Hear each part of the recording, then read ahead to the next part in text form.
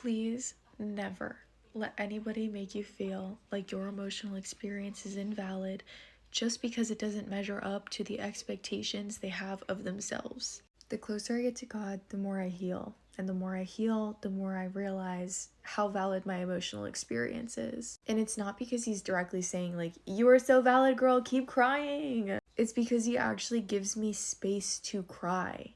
He makes me feel like I have the opportunity to feel whatever I want to feel about whatever I'm experiencing. And he encourages me to sit with the experiences that I'm having or have had previously. God doesn't rush your healing. And I think that this is something that we in our humanness need to acknowledge because we struggle with this so much. I have been in this healing era for the past 4 years of my life. And that's just the hardcore stuff. Going to therapy, getting in my Bible, letting go of everything that doesn't serve me. I was trying to heal way before this. But when I started to dive headfirst into this, I realized that I was experiencing a lot of resistance because I was forcing myself to feel things that I wasn't ready to feel.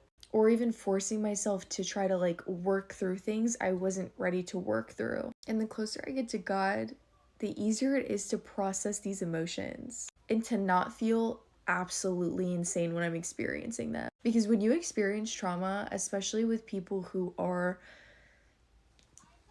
Okay.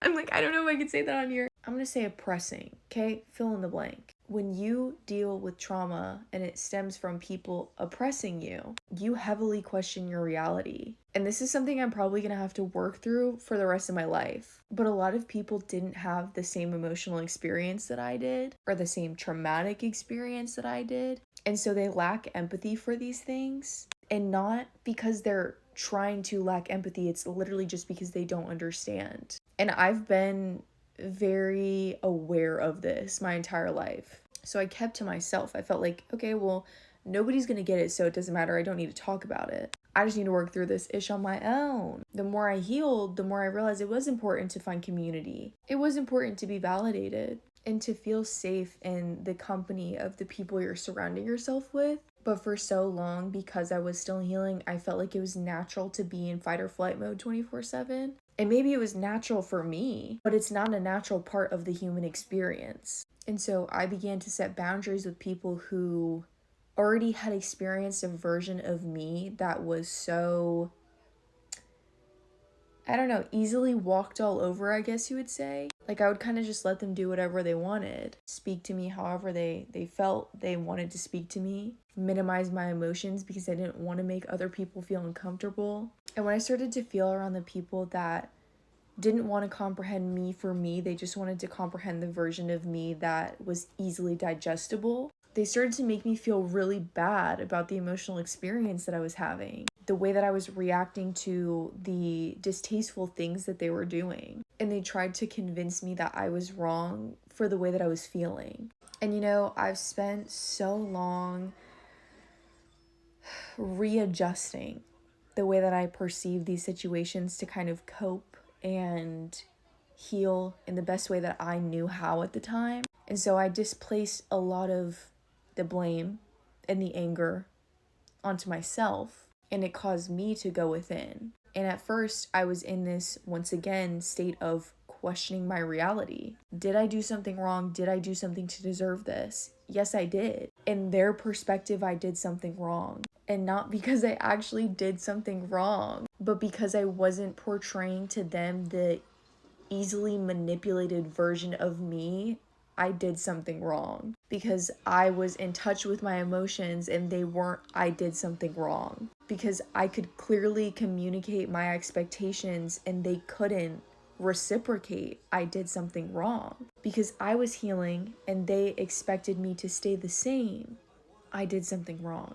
People can only meet you where they are at. And it's taken me a lot of time to accept that I didn't do anything to deserve the things that I received. I wasn't mean. I didn't try to start arguments with these people. I didn't hurt them physically. I literally did nothing to deserve the way that I was treated. And that can't change anything, right? But it can lead me to understanding that Some people just make choices because that's all they know. It has nothing to do with who you are. When we experience forms of manipulation or physical, we are taken back to this place of kind of trying to like rationalize what's happening. And the logical conclusion is we get what we deserve. And I'm over here, like, this entire time I've been thinking, oh yeah, like, this is me healing. Me accepting that I played a role in this is me healing. No, that was just easy for me to conclude because that's all I've ever known, is people telling me it's my fault. It's not always my fault. And God has been working heavily on this with me because I love to take accountability. I know some people's bad trait can be like a lack of accountability, but the other end of the spectrum is just as bad, you guys. Holding yourself overly accountable for things that you can't control is just as bad. There is a middle ground, and there is a time to display when you are right and when you are wrong. So please, do not let anybody minimize the expectations you have in a relationship, the expectations you have of the world in general, and the emotional experience you're having because of that. We all heal in our own ways, but a lot of people who are choosing not to heal don't want to have that conversation. And unfortunately, you have to leave that to them. You can't force them into healing, but you can accept that you are healing and maybe you don't align with somebody who's not.